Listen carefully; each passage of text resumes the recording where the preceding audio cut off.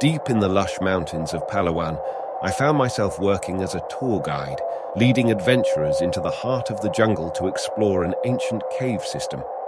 Known as the Cave of Whispers, it was said to be cursed by the indigenous tribes, but I dismissed their warnings as mere folklore.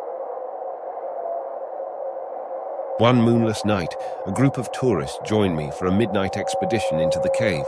Armed with headlamps and a sense of curiosity, we ventured deep into the darkness, our footsteps echoing through the subterranean chambers.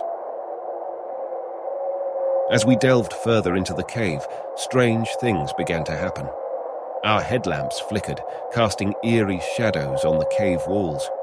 I could hear faint whispers in the distance, as if the cave itself were alive with secrets. Suddenly, the cave fell silent.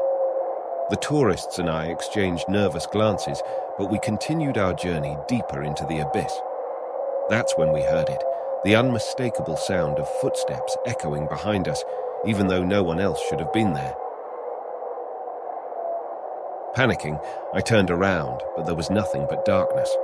The footsteps drew closer, and the whispers grew louder, filling the cave with an unsettling cacophony. And then they appeared, shadowy figures, their faces obscured by darkness, emerging from the cave walls.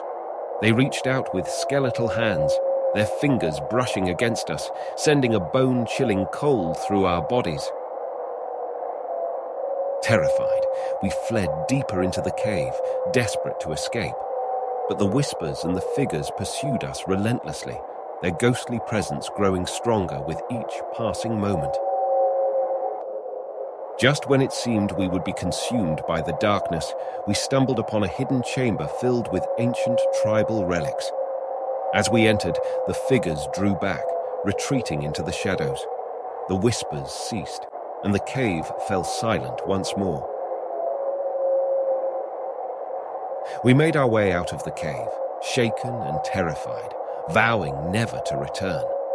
The Cave of Whispers had lived up to its name, and we had witnessed firsthand the curse that the indigenous tribes had warned us about, a curse that would forever haunt our nightmares.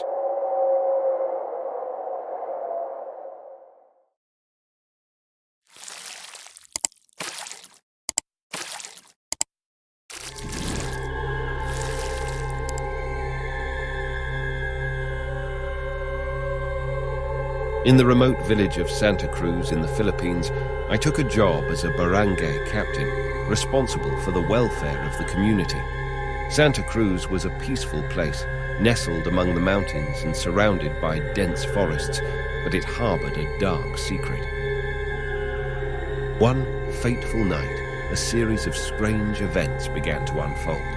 It started with a blood-curdling scream that pierced the stillness of the night. I rushed to the source, a small cottage at the edge of the village, only to find it empty, with no sign of the terrified scream's origin. Over the following nights, the screams continued, each one more chilling than the last.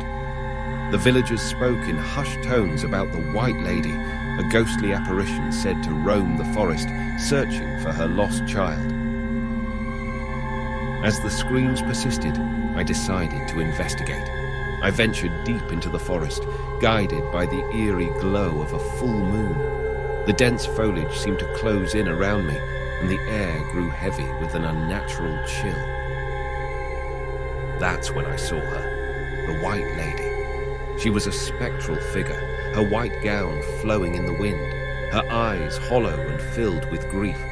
She was cradling a ghostly baby in her arms, and her wailing cries filled the night.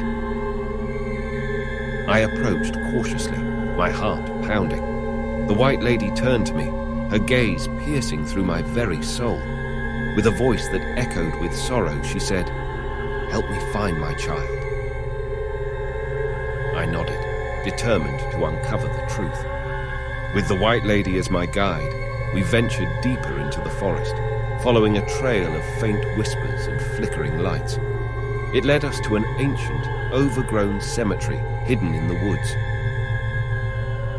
There, we discovered a weathered tombstone with the inscription of a mother and child who had died tragically centuries ago. The White Lady's anguish intensified, and she whispered a prayer for her lost child. As the first light of dawn broke, the White Lady's form began to fade, and she disappeared into the ether. The screams that had haunted the village for generations ceased, replaced by an eerie silence.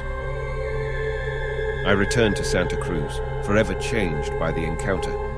The villagers had always feared the White Lady, but I knew now that she was not a malevolent spirit.